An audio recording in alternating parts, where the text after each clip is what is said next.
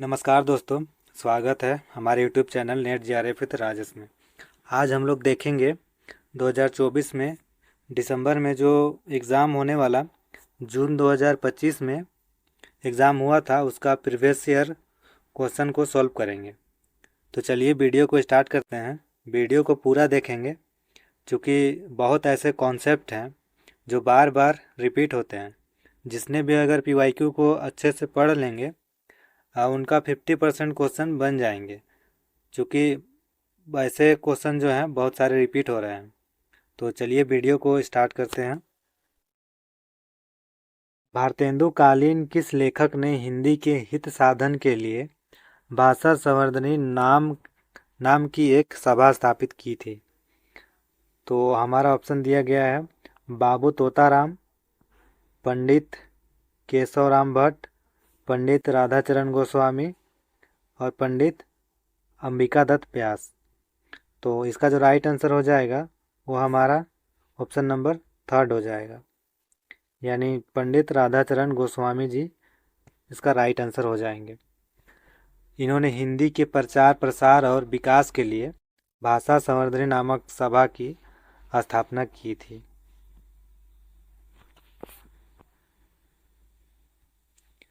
ललित कलाओं में से सबसे ऊंचा स्थान किस कला को दिया जाता है? तो ऑप्शन में दिया गया है चित्रकला, मूर्ति कला, काव्य कला, संगीत कला। तो इसका जो राइट आंसर हो जाएगा वो हो जाएगा काव्य कला। काव्य कला को सबसे ऊंचा स्थान दिया गया है। भारतीय सौंदर्य शास्त्र और कला वर्गीकरण में काव्य कला को ललित कलाओं में सबसे ऊंचा स्थान दिया गया है, क्योंकि यह विचारों, भावनाओं और सौंदर्य के शब्दों के माध्यम से व्यक्त करती है, जो अन्य कलाओं के आधार मानी जाती है।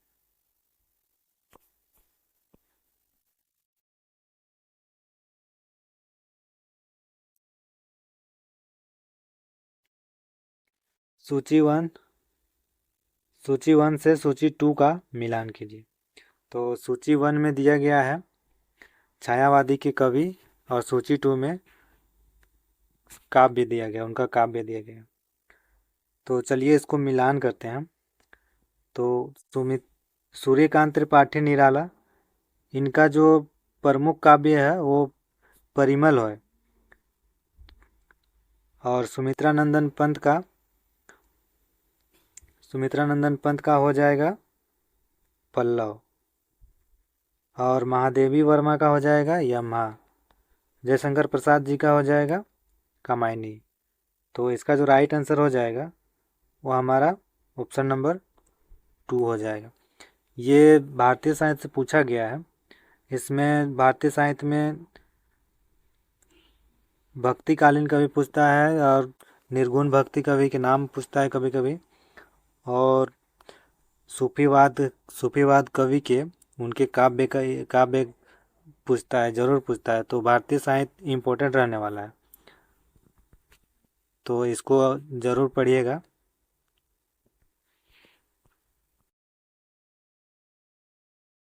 अर्थ विज्ञान के आधार पर अर्थ की प्रतीति कितने प्रकार से होती है? तो ऑप्शन दिया गया है 4, 3, 2, 5।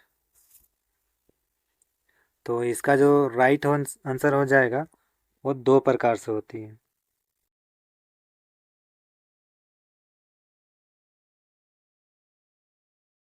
वनिता हितोषी नामक पत्रिका के संपादक कौन थे? तो ऑप्शन दिया गया है डॉक्टर अनीता राज, डॉक्टर रोज किरकिट्टा, श्रीमती भाग्यवती, डॉक्टर आनंद शर्मा। तो इसका जो राइट आंसर हो जाएगा श्रीमती भाग्यवती, यानी ऑप्शन नंबर 3 इसका राइट आंसर हो जाएगा।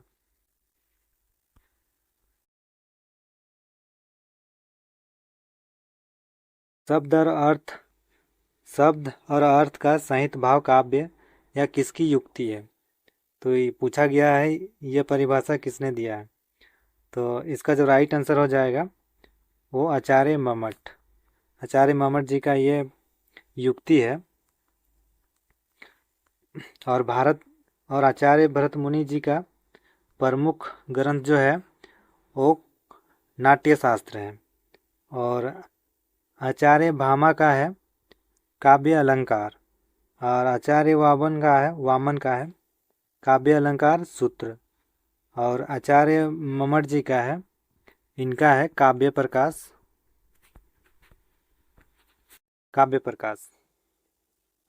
तो ये इम्पोर्टेंट रहने वाला है, ये भारतीय साहित्य से पूछा गया क्वेश्चन है।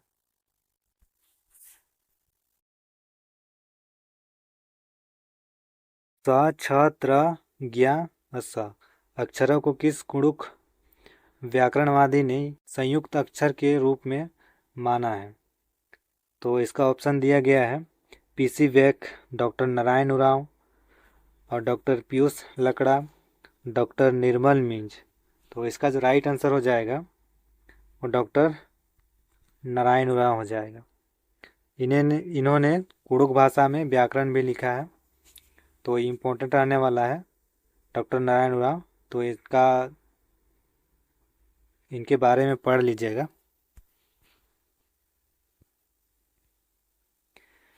एशियाटिक सोसाइटी की स्थापना किस विद्वान ने की थी? तो इसका ऑप्शन दिया गया है H Williams, sir William Jones और वनर्फ साहब और रोजन साहब। तो इसका जो राइट आंसर हो जाएगा वो सर विलियम जॉनसन हो जाएगा। तो इन्होंने जो है 15 जनवरी 1784 को स्थापना किया था एशियाटिक सोसाइटी का, 15 जनवरी 1784 में। याद रखिएगा, इसको रिपीट होने वाला क्वेश्चन है ये सब। अविभाजित मुक्त रूप ही शब्द है, यह किस भाषा शास्त्री की परिभाषा है? तो ऑप्शन में दिया गया है L Bloomfield, L R Palmer, Bloch तथा ट्रैगर, के एल पाइक। तो इसका जो राइट आंसर हो जाएगा वो ऑप्शन नंबर 3 हो जाएगा, ब्लॉक तथा ट्रैगर। इनसे पिछले शायद जो जून में हुआ था एग्ज़ाम, उसमें इनका परिभाषा पूछा गया था। ब्लॉक तथा ट्रैगर ने जो लोकगीतों का परिभाषा दिया है उसके बारे में पूछा गया था। फिर अभी दोबारा देखिए, इसी के बारे में फिर से पूछा गया है। तो ये भी इम्पोर्टेंट ही रहने वाला है, इसके बारे में आप लोग ज़रूर कहीं से पढ़ लीजिएगा।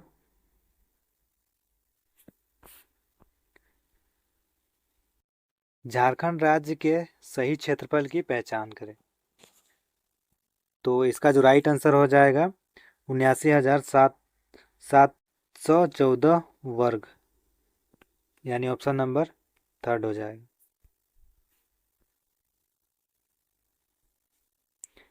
डिग्लोक्सिया शब्द का व्यवहार किस विद्वान ने बोली विज्ञान के लिए किया था? तो ऑप्शन में दिया गया है doctor L Zamenhof, Charles Fergusson, doctor David Crystal और एमरसन। तो इसका जो राइट आंसर हो जाएगा ऑप्शन नंबर 2 हो जाएगा, चार्ल्स फर्ग्यूसन। सूची 1 से सूची 2 का मिलान कीजिए। सूची 1 में दिया गया है कवि और सूची 2 में उनका परिभाषा, यानी लोकगीतों का जो परिभाषा दिए हैं जो विद्वान ने, उनको मिलान करना है। तो चलिए इसको मिलान करते हैं। तो इसका जो राइट आंसर हो जाएगा वो ऑप्शन नंबर 4 हो जाएगा। तो चलिए इसको मिला कर देखते हैं। माता निर्मला का हो जाएगा ऑप्शन नंबर 3।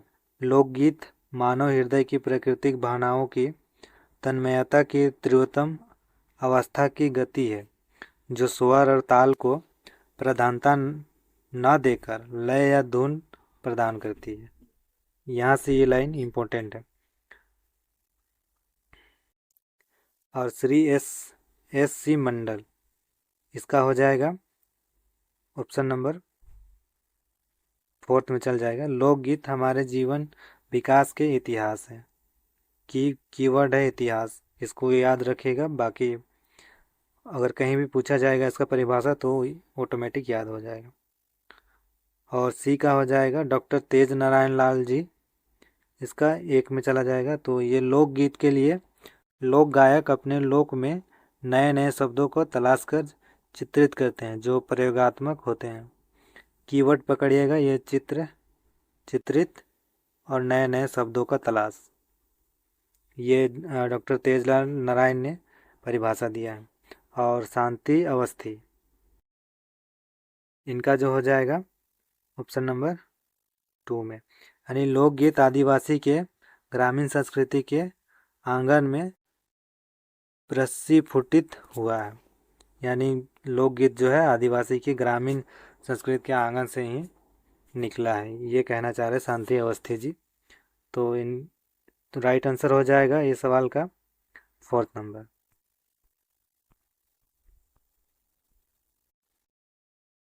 दक्षिण भारत की प्रमुख द्रविड़ भाषाओं को क्रम अनुसार लिखें। तो ये दक्षिण भारत की भाषा दिया गया है, जो आर्य भाषा है, उनको लिखना है, क्रम वाइज में सजाना है, यानी सबसे पहले कौन सी भाषा बोली जाती थी उसको। तो इसका जो राइट आंसर हो जाएगा वो हमारा ऑप्शन नंबर 2 हो जाएगा। यानी सबसे पहले तमिल बोली जाती थी, उसके बाद से तेलुगु, फिर उसके बाद कन्नड़, फिर मलयालम।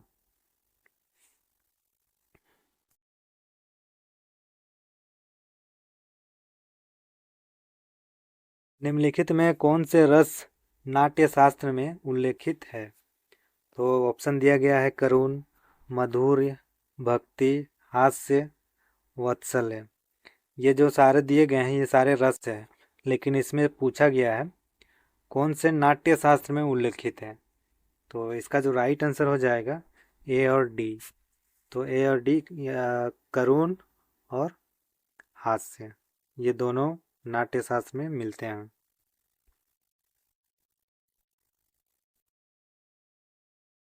मुंडा जनजाति की कृषि योग्य भूमि को कितने भागों में विभक्त किया गया है। तो मुंडा जनजाति के लोग जो कृषि करते हैं वो कितने भागों में बांटा गया है, तो उस भूमि का नाम बताना है। तो इसका जो राइट आंसर हो जाएगा वो हमारा 3rd नंबर हो जाएगा, यानी पंकु, ललमटिया और खिरसी, ये तीनों हो जाएगा। यानी 3 भागों में मुंडा लोग बांटा गया है इसको, कृषि योग्य भूमि को।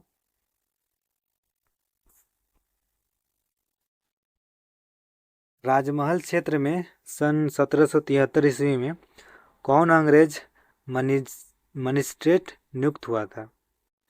तो ऑप्शन में दिया गया है अगस्टस क्लीवलैंड, कैप्टन बुनकर और वारेन हेस्टिंग और जेम्स ब्राउन। तो इसका जो राइट आंसर हो जाएगा अगस्टस क्लीवलैंड। अगस्टस क्लीवलैंड को 1773 में राजमहल क्षेत्र का मजिस्ट्रेट नियुक्त किया गया था। उन्होंने इस क्षेत्र में पहाड़ियों लोगों के बीच शांति और व्यवस्था स्थापित करने के लिए महत्वपूर्ण कार्य किए थे, जिसमें पहाड़ियों सरदारों को पेंशन देना और उनके लिए एक पहाड़िया बटालियन का गठन करना शामिल था। इसीलिए इसको मजिस्ट्रेट घोषित किया गया था। यह भी इम्पोर्टेंट रहने वाला है, तो याद कीजिएगा।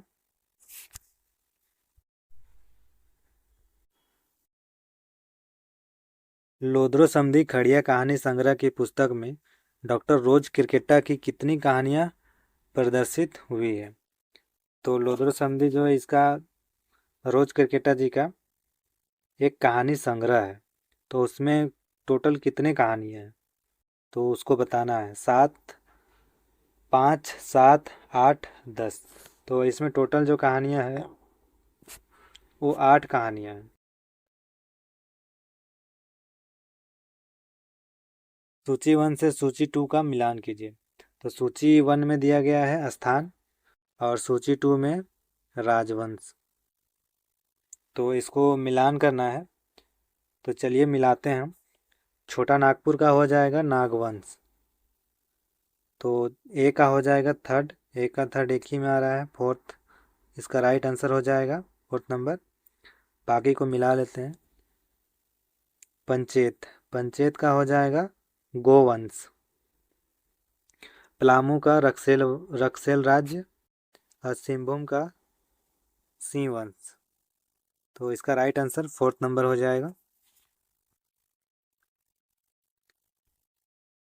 निम्नलिखित में गुलेरी जी की 3 कहानियाँ कौन कौन सी है?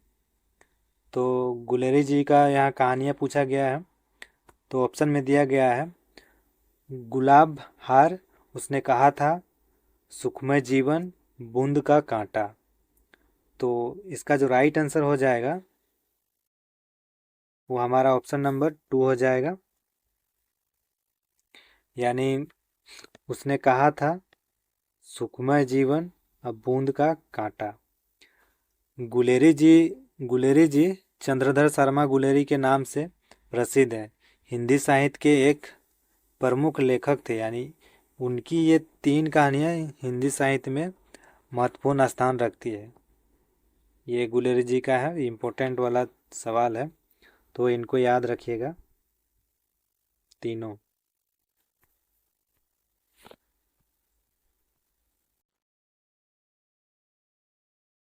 सूची 1 से सूची 2 का मिलान कीजिए। तो सूची 1 दिया गया है, सूची 2 में, सूची 1 में दिया गया है जनजातियों के पाढ़ा, और सूची 2 में दिया गया है पाढ़ा के उसके अंग अंग शायद दिए गए हैं। तो चलिए देखते हैं इसका सही आंसर। इसका जो सही आंसर है वो ऑप्शन नंबर 4 है। ऑप्शन नंबर 4 हो जाएगा इसका राइट आंसर। तो चलिए मिलान करते हैं। पाढ़ा के अंग, तो पाढ़ा के अंग जो होते हैं राजा, दीवान, मुंशी, कोठावार, ये सारे जो है पाढ़ा के अंग होते हैं। और पाढ़ा के उद्देश्य, तो पाढ़ा का उद्देश्य जो होता है, पाढ़ा के गांव एक साथ आखेट युद्ध पूर्व निर्धारित अवसर पर नृत्य, सामाजिक उत्सव या न्यायिक समितियों में मिलते हैं, इनका उद्देश्य हो जाएगा ये। और पाढ़ा परिवर्तन क्या है? तो इसका जो हो जाएगा 1 नंबर में चला जाएगा। पाढ़ा गांव के साथ मतभेद या किसी पाढ़ा से समीपात के कारण नए पाढ़ा की सदस्यता ग्रहण करता है। और डी का थर्ड, पाढ़ा राजा या दीवान को शिकायत मिलने पर राजा कोटवार को पाढ़ा पंच की बैठ बुलाने का आदेश देता है। ये जो काम है पाढ़ा की कार्यविधि, ये शिकायत और कोई भी बैठक हो तो उसमें बुलाने का काम करता है।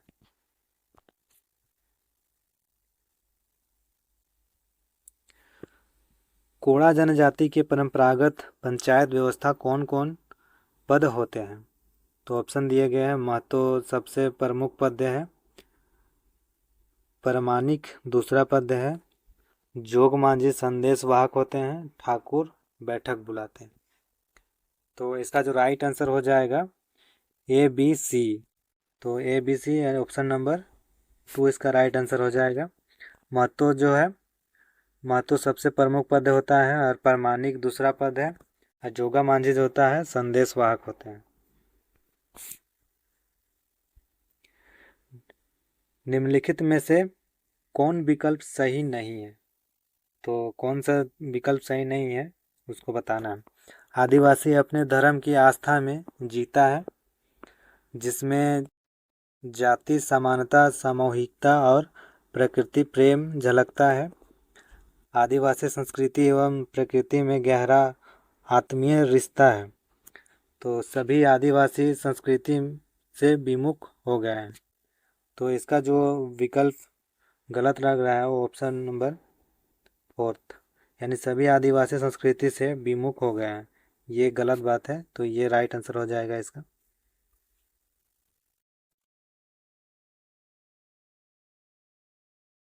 हो की परंपरागत राजनीतिक प्रणाली क्या है? तो ऑप्शन दिया गया है पीर, एक पीर में 5 से 20 गांव आते हैं। और सी में दिया गया पिंग, पीर का प्रमुख मानकी। तो इसका जो राइट आंसर हो जाएगा वो ऑप्शन नंबर 1 हो जाएगा। पीर, और एक पीर में 5 से 20 गांव आते हैं और पीर का एक प्रमुख मानकी होता है। ये तीनों हो जाएंगे। इसका राइट आंसर ऑप्शन 2 हो जाएगा।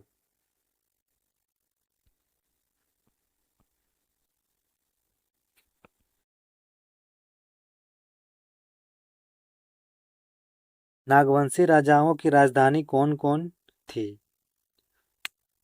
तो नागवंशी राजाओं की राजधानी पूछा गया है, जिसमें सबसे पहले से पूर्णा को बताना है, यानी कोई भी हो लेकिन जो भी यहाँ पे राजधानी है उसको पहले बताना है। तो इसका जो राइट आंसर हो जाएगा सुतियांबे, ये हो जाएगा। चुटिया भी हो जाएगा। हापा मुनि ये मंदिर है। खुखरा ये भी राजधानी है। तो इसका जो राइट आंसर हो जाएगा ए, बी और डी। ए, बी, डी 1 नंबर हो जाएगा इसका राइट आंसर।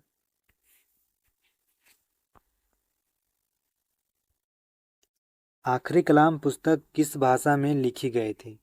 तो आखिरी कलाम जो है मलिक मोहम्मद जैसी जी का है। तो ये इसका जो राइट आंसर हो जाएगा फारसी में। निम्नलिखित में कौन कौन से जनजातियाँ एक भाषा परिवार के अंतर्गत आता है? तो जनजातियों के भाषा परिवार को पूछा गया। तो भाषा परिवार जो है 3 है। पहला आर्य भाषा परिवार, दूसरा द्रविड़ भाषा परिवार और तीसरा आग्नेय भाषा परिवार। तो इसका जो राइट आंसर हो जाएगा वो हमारा बिरहोर, असुर, भूमिज, ये तीनों जो है ये एस्ट्रो एशियाटिक भाषा में आता है।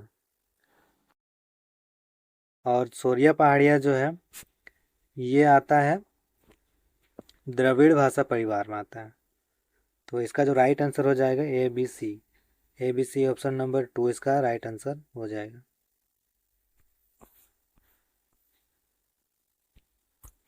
एक चकता रौद कहानी ने नायक रंथू सिंह कहाँ डेग कर अपनी जीवन लीला समाप्त किया था? तो ऑप्शन दिया गया है इंदिरा में, दह में, नदी में, दलदल में। तो इसका जो राइट आंसर हो जाएगा दह में। इसका पूरा ये नागपुरी कहानी है। ये इस कहानी को पढ़िएगा क्योंकि ये सीरियल तक में पूछा जाता है, तो इम्पोर्टेंट रहने वाला है।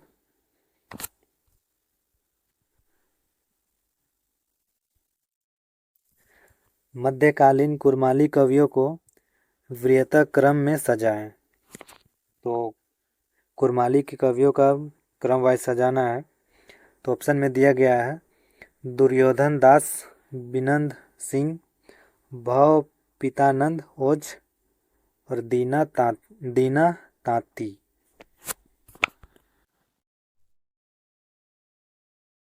मध्यकालीन कुरमाली कवियों को वरीयता क्रम में सजाएं।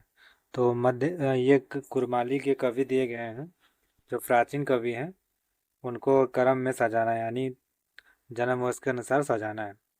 तो इसका जो राइट आंसर हो जाएगा वो ऑप्शन नंबर 4 हो जाएगा। दुर्योधन दास, विनोद सिंह, भाव प्रीतानंद ओझा, दीना नाती। तो सबसे पहले आ जाएगा बिनंद सिंह, उसके बाद आ जाएगा भाव प्रीतानंद ओझा और फिर तांती आ जाएगा। उसके बाद दुर्योधन दास, आधुनिक कवि के रूप में माने जाते हैं दुर्योधन दास जी।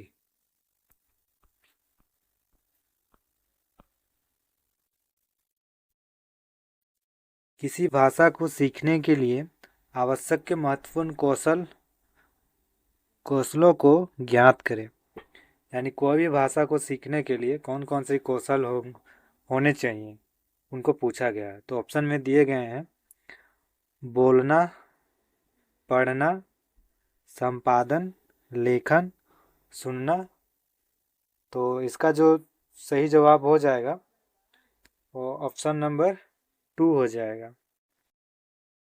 यानी जो कौशल, आवश्यक कौशल जो है वो हो जाएगा बोलना,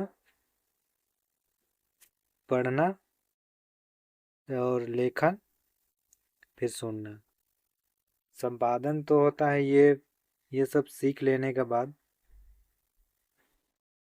तो इसका जो राइट आंसर हो जाएगा ऑप्शन नंबर 2।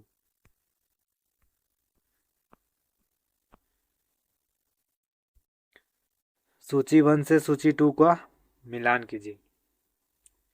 तो सूची 1 में दिया गया है गीत और सूची 2 में दिया गया है अवसर।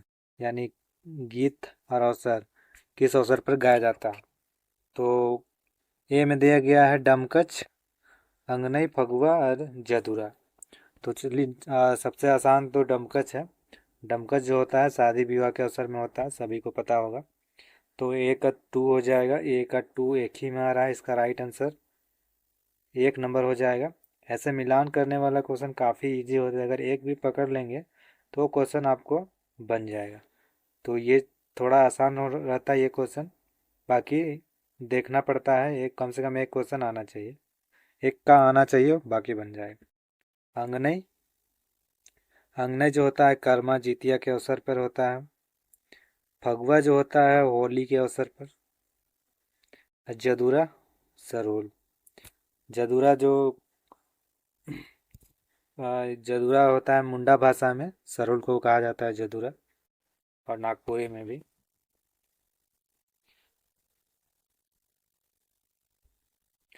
भारतीय लोक साहित्य के अध्ययन का सर्वप्रथम सूत्रपात करने वाले पुस्तकों को कालक्रम में सजाएं।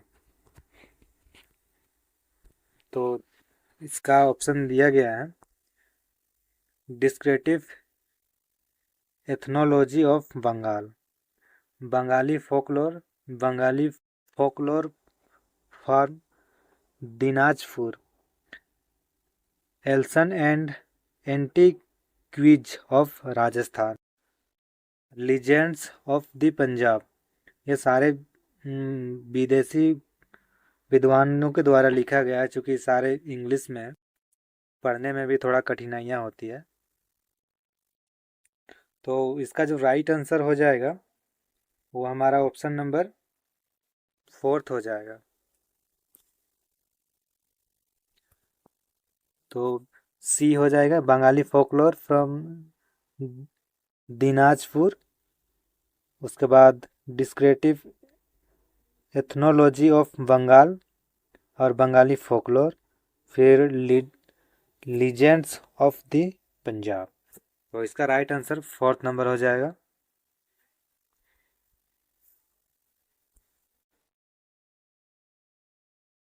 निम्नलिखित में कौन विकल्प सही नहीं है। तो चलिए देखते हैं। इसका ऑप्शन दिया गया है आदिवासी लोकगीत संगीतमय रचना होती है। हाँ, ये तो सही बात है। नहीं, गलत बात है, यही यही रॉन्ग हो जाएगा, क्योंकि आदिवासी लोकगीतों की संगीतमय रचना नहीं होती है, वो पीढ़ी दर पीढ़ी हस्तांतरित होते रहता है और इसका पता भी नहीं चलता कि किसने गाया। तो ये संगीतमय इसका रचना नहीं होती, तो ये गलत हो जाएगा। तो इसमें सही नहीं है पूछा है, तो इसका राइट आंसर 1 नंबर हो जाएगा। आदिवासी लोकगीतों में लोक जीवन की संस्कृति छुपी रहती है। जी बिल्कुल सही बात है ये। आदिवासी लोकगीतों में लय की प्रधानता होती है। जी ये भी सही बात है। आदिवासी के सभी लोकगीतों में वाद्य यंत्रों का प्रयोग होता है। ये भी सही बात है। तो इसका राइट आंसर हो जाएगा 1 नंबर। गोसाई हित हरिवंश किस संप्रदाय के प्रवर्तक थे। तो गोसाई हित हरिवंश किस संप्रदाय के प्रवर्तक, तो ये थे राधा वल्लभी संप्रदाय के। तो ऑप्शन नंबर 2 इसका राइट आंसर हो जाए।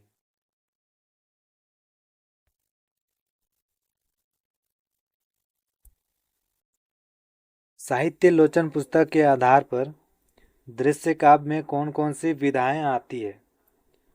तो ऑप्शन में दिया गया है रूपक, नाटक, एकांकी, रेडियो रूपक, रेखा चित्र। तो इसका जो राइट आंसर हो जाएगा, इसका राइट आंसर 1 नंबर हो जाएगा ABC, रूपक, नाटक और एकांकी। निम्नलिखित को निर्माण के सही अनुक्रम में व्यवस्थित करें। तो ये भाषा विज्ञान से पूछा गया क्वेश्चन है। तो इसमें ऑप्शन दिया गया है व्यवहारिक विज्ञान, रूप विज्ञान, स्वनिम्न विज्ञान, वाक्य विज्ञान। तो सबसे पहले हमारा आता है रूप विज्ञान। तो इसका राइट आंसर हो जाएगा 3rd नंबर रूप विज्ञान। फिर आ जाएगा स्वनिमय विज्ञान, उसके बाद डी आएगा वाक्य विज्ञान, फिर व्यवहारिक विज्ञान लास्ट में आ जाएगा ये नंबर।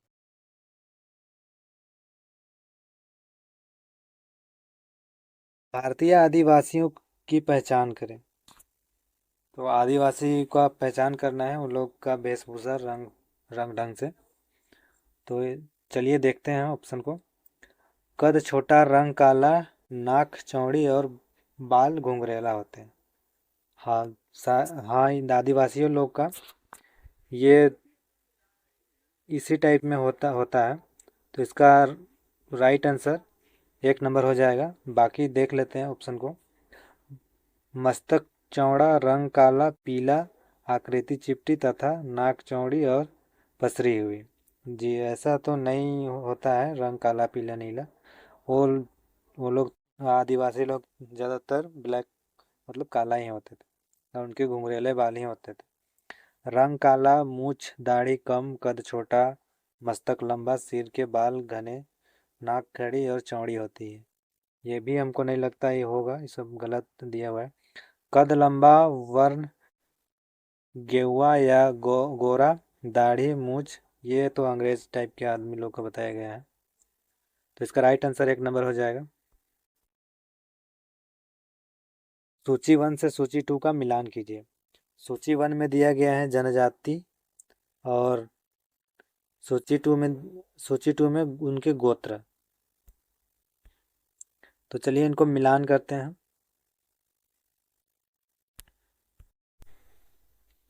तो इसका जो राइट आंसर हो जाएगा ऑप्शन नंबर 2 हो जाएगा। चलिए मिलाते हैं कौन से जनजाति के क्या गोत्र हैं।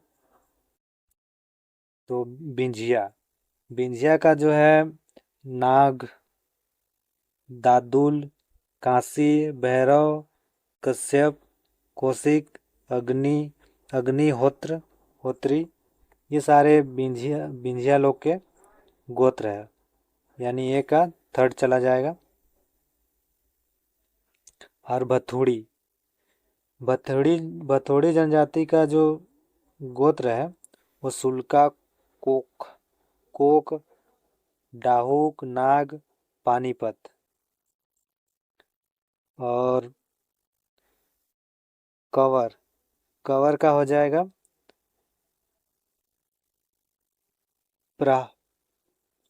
कवर का हो जाएगा प्रहलाद, अभिहार्य, विशिष्ट, सुखदेव, दंडक, पराशर, विश्वामित्र। ये थोड़ा अजीब टाइप से इन लोगों का गोत्र है। अब बिरहोर का हो जाएगा इंदुआर, खेर, बसवार, धनवार, बारहा, गेरुआ, गंडारी, सिंगापुर, सुइया, तिरोहार। ये सारे गोत्र हैं इन लोगों का।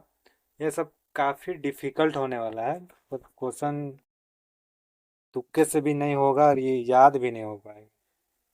तो कोई कोई जो ऐसे गोत्र एक आध गो होता है, जैसे नागा, ये नागा जो है विंध्या जनजाति के, ये सारे छोटे छोटे जो होते हैं वो याद हो जाएंगे, लेकिन इतना डिफ़िकल्ट वाला तो नहीं हो पाएगा।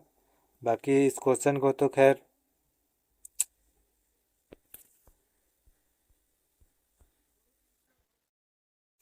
निर्गुण भक्ति शाखा ज्ञान श्री शाखा के कवियों के वृहत क्रम में सजाए। तो निर्गुण भक्ति के जो ज्ञान श्री शाखाएँ हैं उनको क्रम वाइज सजाने के लिए बोला है। ये सारे जो दिए गए हैं कवि मुलुक दास, सुंदर दास, कबीर दास, दादू दयाल, ये सारे निर्गुण कवि हैं। तो इम्पोर्टेंट रहने वाला है, भारतीय साहित्य से ही है। तो इसको सजाना है क्रम वाइज में। तो सबसे पहले हमारे कबीर दास जी आ जाएंगे। तो सी पहले आ जाएगा। सी एक ही ऑप्शन में आ रहा है, ऑप्शन नंबर 3 में। तो इसका राइट आंसर यही हो जाएगा, कबीर दास जी आएंगे। उसके बाद दादू दयाल, उसके बाद मुलुक दास, फिर सुंदर दास।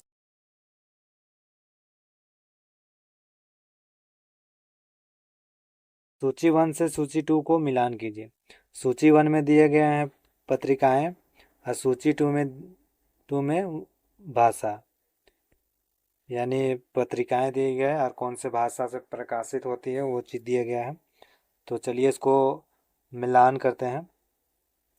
तो तितकी जो हो जाएगा खोरठा पत्रिका, तितकी का खोरठा हो जाएगा। तो सी का 3rd, सी का 2 देखते हैं। तो सी का 2 1 नंबर में दिया गया है, तो इसका राइट आंसर 1 नंबर हो जाएगा। और बाकी ऑप्शन को मिला लेते हैं।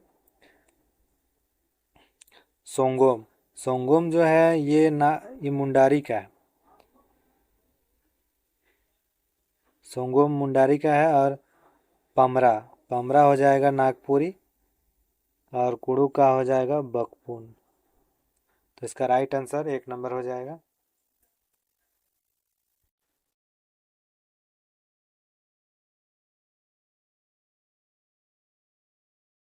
सूची 1 से सूची 2 का मिलान कीजिए। तो सूची 1 में क्षेत्र दिया गया है और सूची 2 में जनजातीय दिया गया है। यानी कौन कौन से जनजातीय क्षेत्र में, कौन क्षेत्र में ज़्यादा बसे हैं। तो चलिए इसको मिलान करते हैं। तो इसका राइट आंसर हो जाएगा ऑप्शन नंबर 3rd नंबर हो जाएगा इसका सही आंसर। तो चलिए मिलाते हैं। मध्य भारतीय क्षेत्र, तो मध्य भारतीय क्षेत्र में संथाल, मुंडा, उरांव, भूमिज, कोटा, लोथा, खोंड, गोंड, भील, कंवर एवं बैगा, ये सारे जनजातियां आ जाएंगे। और पश्चिमी भारतीय क्षेत्र में आ जाएंगे मीना, भील, गरसिया, डैका, कुनबी, कोकना, कोलचा, कोका, कतोड़ी, थुक्कुर, बरली, धंधिया आदि मुख्य हैं। ये पूरे भारत के मतलब भारत के जनजातियां का भी पूरा दे दिया है। और दक्षिण क्षेत्र में आ जाएंगे कोया, चनादी, सवर, कामर, पुलियान, पनियान, इरुआल। ये सारे रिपीटेड तो ये सारे क्वेश्चन नहीं होंगे, क्योंकि काफ़ी डिफ़िकल्ट टाइप के क्वेश्चन पूछा गया है। इतने इतने सारे जनजातियों को कौन कितना पढ़ पाएगा। ये इम्पोर्टेंट जो रहने वाला है सिर्फ झारखंड के जनजातियाँ, 32 जनजातियाँ में से जो भी पूछा जाता है थोड़ा नॉर्मल टाइप में पूछा जाता है, लेकिन ये काफ़ी हार्ड क्वेश्चन हो गया, इसको इतना नहीं हो पाएगा। लेकिन तुक्के के अनुसार ही अब मार के आना पड़ेगा, इसको क्या कर सकते हैं आप लोग भी, इतने सारे ये याद ही नहीं हो पाएंगे। उत्तर पूर्वी हिमाचल क्षेत्र, इसका हो जाएगा 1।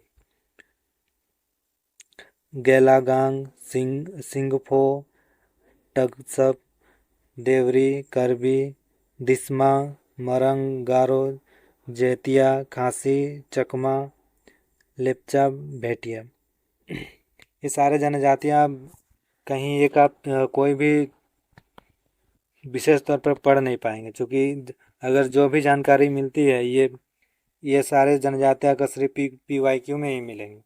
बाकी आप इसको अलग से पढ़ना चाहेंगे तो आप कहीं नहीं पढ़ पाएंगे। इसलिए इम्पोर्टेंट बनता है PYQ को देखना, क्योंकि अगर बार बार अगर PYQ को पढ़िएगा तो ये थोड़ा बहुत भी माइंड में आ जाएगा। तो इसलिए PYQ को देखना बहुत ज़रूरी है। कुरमाली प्रकीर्ण साहित्य के आमे बान तेतरडान वाक्य को किस विधा में रखा गया है? तो ये कुरमाली प्रकीर्ण साहित्य पूछा गया है, तो इसको इस विधा को लोकोक्ति में ही रखा गया है। तो इसका राइट आंसर हो जाएगा लोकोक्ति।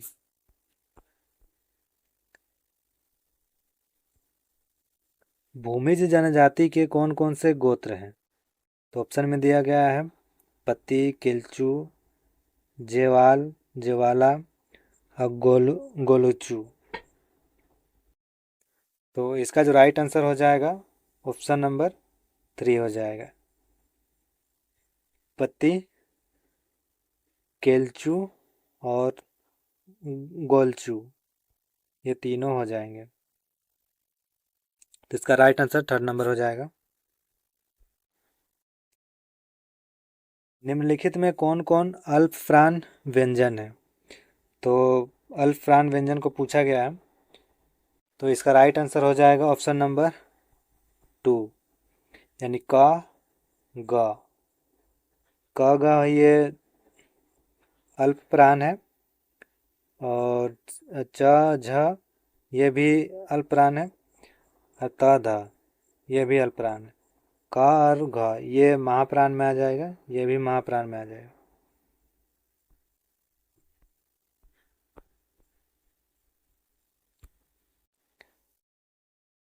प्रणात्व प्रणात्व के आधार पर व्यंजनों के कितने भेद होते हैं? तो ऑप्शन में दिया गया 2, 3, 4, 5। तो इसका तो राइट आंसर हो जाएगा 2।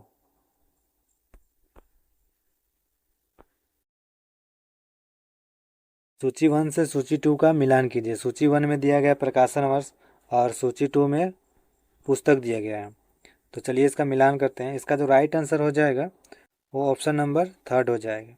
1872 में दी आगरिया, और 1876 में हंस लोक गीत का अध्ययन, और 1866 में आ जाएगा descriptive ethnology of Bengal.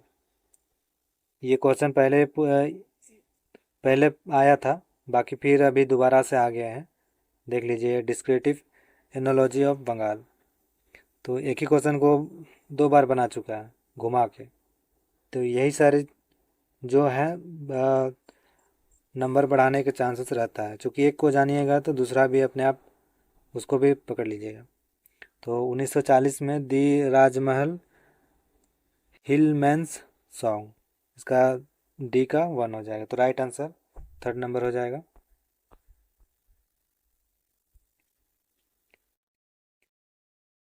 Vishnu पुराण में कितने भाग हैं? ऑप्शन में दिया गया 2, 3, 5, 6। तो इसका राइट आंसर हो जाएगा 5। विष्णु पुराण में कितने भाग है? 5 भाग है। काव्य के उपकरणों में से किसको शामिल नहीं किया जा सकता है? तो ऑप्शन में दिया गया है सौंदर्य, रमणीय अर्थ, काल्पनिक इच्छा, अलंकार और रस। तो इसका जो राइट आंसर हो जाएगा वो काल्पनिक इच्छा को आप शामिल नहीं कर सकते हैं कोई भी उपकरण में। तो यही इसका राइट आंसर हो जाएगा 3rd नंबर। सूची 1 से सूची 2 का मिलान कीजिए। सूची 1 में पुस्तक दिया गया है और सूची 2 में भाषाएं दी गई, पुस्तक और उसकी भाषाएं दी गई। तो चलिए इसको मिलान करते हैं। तो इसका जो राइट आंसर हो जाएगा ऑप्शन नंबर 1 हो जाएगा, हरी मछुआ और उनकर गीत।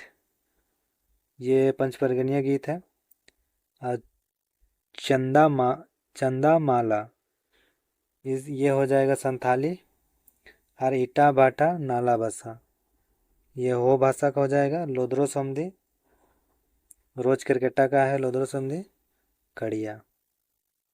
तो इसका राइट आंसर ऑप्शन नंबर 1 हो जाएगा। कुमार पाल प्रतिबोध नामक ग्रंथ किसकी रचना है?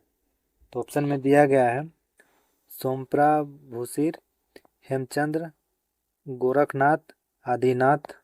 तो इसका राइट आंसर हो जाएगा ऑप्शन नंबर 1, सोमप्रा भूसिर। तो आज के लिए हम लोग 50 क्वेश्चन ही रखते हैं, बाकी पार्ट 2 में लेकर आएंगे बाकी के 50 क्वेश्चन। तो अगर आप लोगों को हमारा वीडियो अच्छा लगा हो तो लाइक शेयर कमेंट ज़रूर कीजिएगा, ताकि हमें भी मोटिवेट मिले और अच्छे अच्छे कंटेंट आपके लिए प्रोवाइड करते रहें। तो चलिए मिलते हैं अब अगला वीडियो में, तब तक के लिए धन्यवाद सभी को।